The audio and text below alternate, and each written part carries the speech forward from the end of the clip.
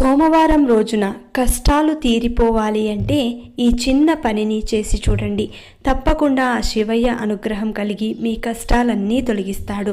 అది ఎలాగంటే, ప్రతి సోమవారం రోజున తలంటు స్నానం ఆచరించి మీ ఇంట్లో దీపారాధన చేసి శివయ్యకు ఇష్టమైనది ఏదైతే ఉందో నైవేద్యం కానీ లేదంటే వస్తువులలో ఏదైనా ఇష్టమైనది ఉంటే గనక దానిని సమర్పించి ఆ తర్వాత మీకు ప్రత్యేకంగా చెప్పనక్కర్లేదు శివయ్యకు ఏది ఇష్టమో ఏది కాదు అనేది.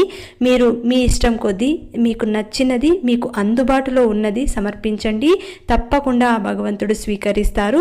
ఆ రోజు నల్లవారుజామున అంటే ఉదయం 4:30 నుంచి 5:30 లోపు మీరు కూర్చొని ధ్యానం చేయాలి. ఆ ధ్యానంలో మీ యొక్క సంకల్పం చెప్పుకుంటూ మీ మనసులో కోరికలు చెప్పుకుంటూ 108 సార్లు